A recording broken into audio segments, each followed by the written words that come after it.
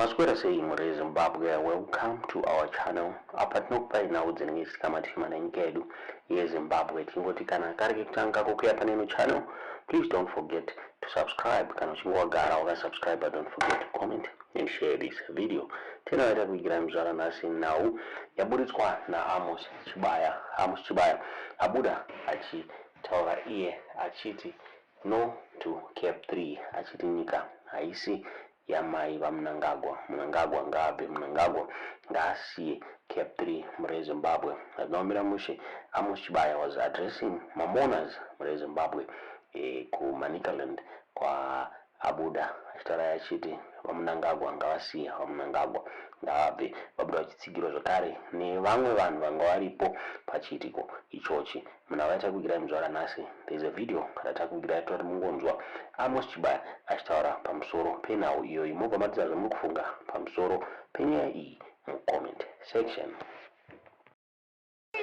Nyika haisi yamai vako. Murunzwe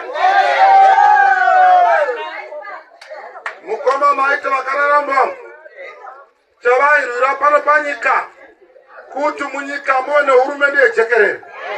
Chavairwira pano panyika kuti nyika inake, munyika muone mabasa, vana vaende kumabasa, vaenda kumabasa yova chirere chikokurera.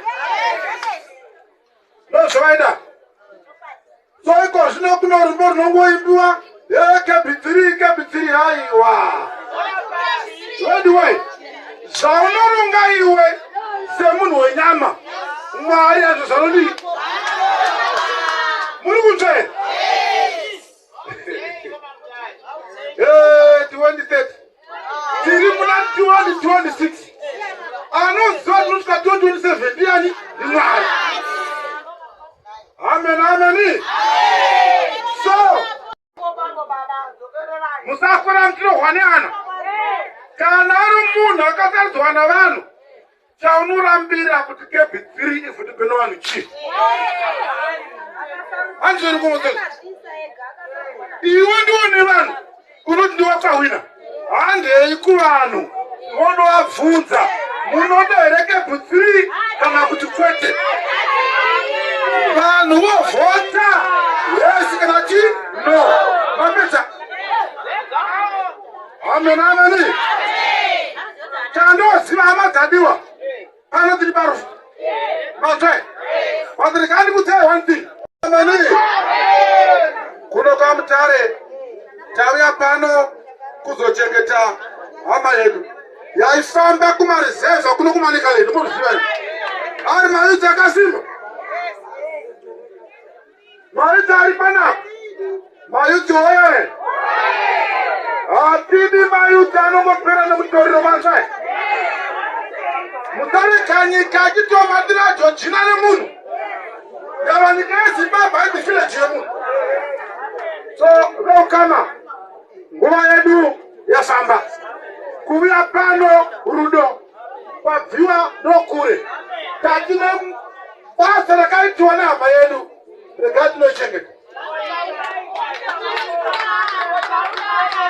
Mashoko angu okupedzisira, imwi amukangamwiki, imwi musakangamwika, imwi musasira baba vedu ani vachamisa. Ndizvozvo.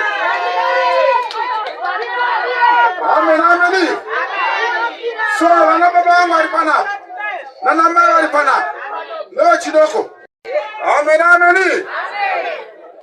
Mwari wokudenga akatisika tose pano ane dheti rake rekuti mukomana Nelson chamisa, baba vedu vachamisa, vanhu vagadza kugara pachigaro chotungamira nyika inoyi. Munozvai?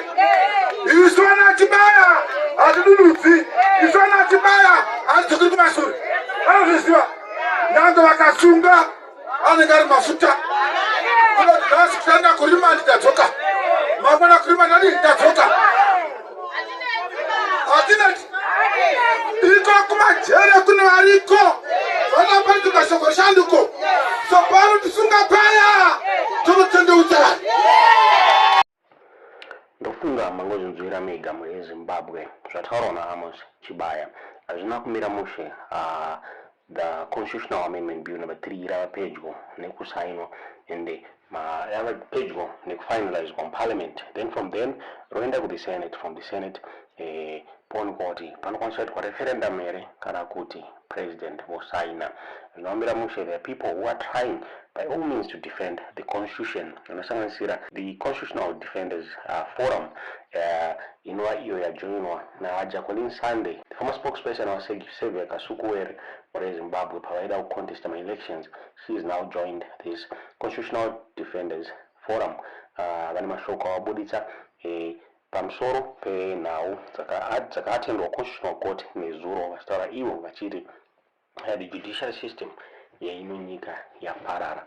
Zimbabwe tisingade kuwesta nguva yenyu, tauti mungonzwa zvakataurwa navaJacqueline Sunday. Muhamadze zvamunofunga mucomment section. Thank you very much. Afternoon, everyone.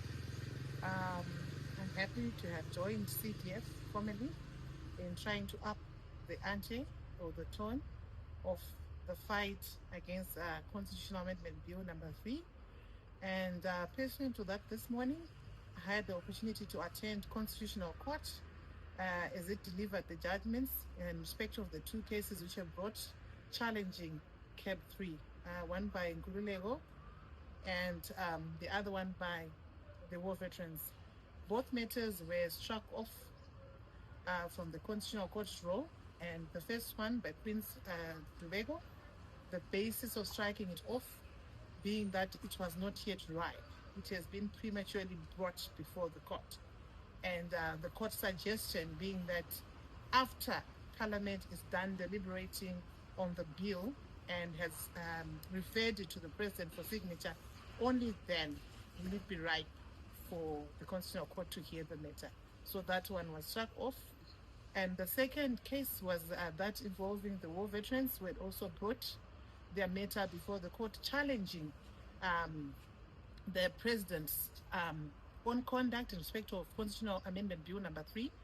And the basis is that he has derelicted on his duties to safeguard the Constitution, amongst other constitutional breaches which is being accused of, more particularly presiding over the deliberation of the Constitutional Amendment number 3 at cabinet level, when he also stands to benefit, because there's a conflict there, which conflict is very apparent.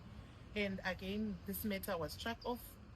The reason being that the court says it does not find in the applicant's papers the constitutional breaches which are sufficient enough for it to deliberate on. So again, the plan for that one, according to Professor Maduku, is to take that application back to the High Court so that it can determine on the breach of conduct and the breach by the President in terms of his constitutional duties, or the dereliction of his constitutional duties.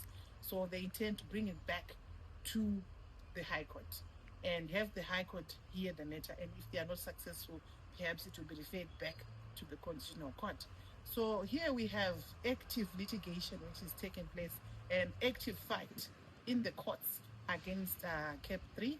But however, this is not to say that is the end of the story. As CDF ourselves, we have not yet brought any litigation as yet against CAB 3.